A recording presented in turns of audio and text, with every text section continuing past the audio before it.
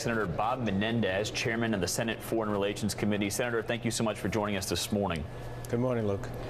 I want to ask you about the administration's plan to send some Hellfire missiles and other products of war over to Iraq and help out Prime Minister al-Maliki. Kenneth Pollock of the Brookings Institution said this in the Washington Post in an article that ran this morning, quote, "Extra weapons and drones are not going to solve this problem. In fact, they will make it worse because it will encourage Maliki to believe there is a military solution to this problem, and that is what perpetuates civil wars." Is the United States aiding Prime Minister Maliki in a civil war against the Sunni minority within his own country?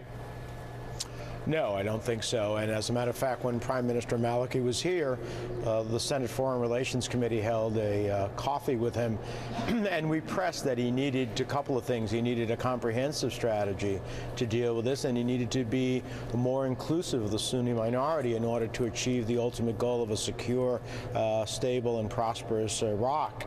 And so I think those messages were heard by him several times over, both by the administration and members of Congress. And I think that it is movement in that direction that leads us to believe that we can help him militarily without having the consequences of turning that military might against his own people.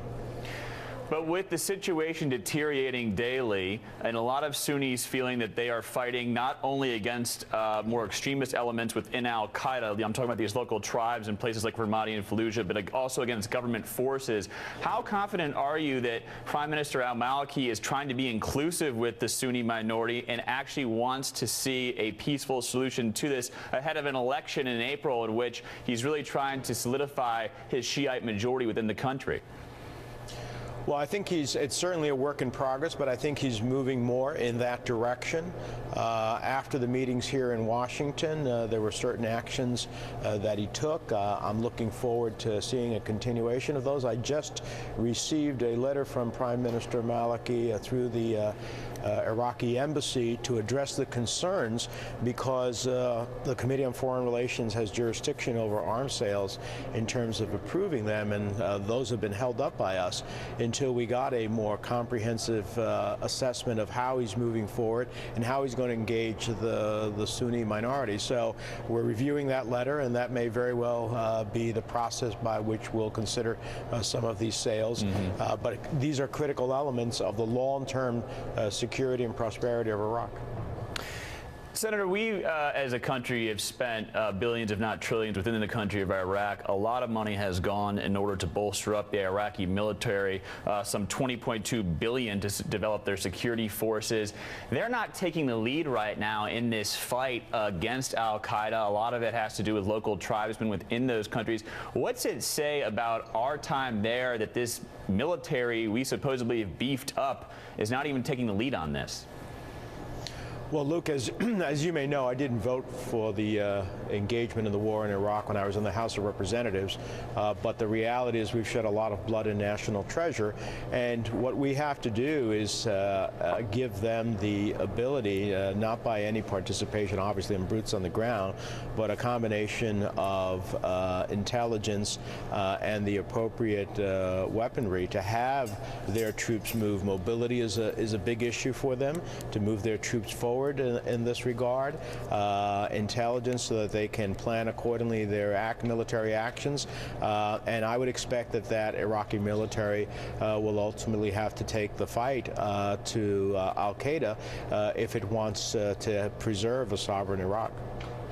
One of the underlying actors in this conflict would be that of Iran, and there's an issue pertaining to Iran, which we sort of got into the beginning of Iran possibly joining with the U.S. and trying to help Prime Minister Maliki against this insurgency. There is a letter regarding the new Iranian sanctions that you would like to put forward within the United States Senate. It said this, quote, from 9 former officials, regional experts, including former Ambassador Ryan Crocker, the bill will threaten the prospects for success in the current negotiations and thus present us and our friends with a stark choice: military action or living with a nuclear Iran. Do you have any response to that in light of what's happened today and the increasingly closer relationship it seems to be between Iran and the United States?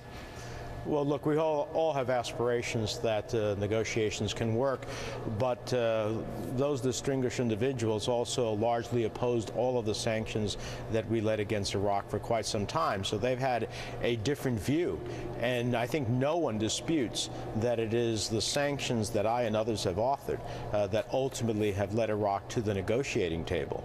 And so what we have done is build upon that and given the president the time, a year, to conclude an agreement with the Iranians, and at the same time be ready for the possibility that they may not succeed in a negotiation. If we wait until we determine whether or not a negotiation can succeed, and if it fails, and then try to move, the time frame that the Iranians have to produce enough fissile material for the first nuclear weapon is 6 to 8 weeks. So it would be inconsequential then. That's why being prepared as an insurance policy, but giving the administration the flexibility that they desired is, I think, the ultimate way, and that's why we have a strong bipartisan support for this legislation. Senator Robert Menendez of New Jersey, thank you so much for joining us. We appreciate it. All right, good to be with you.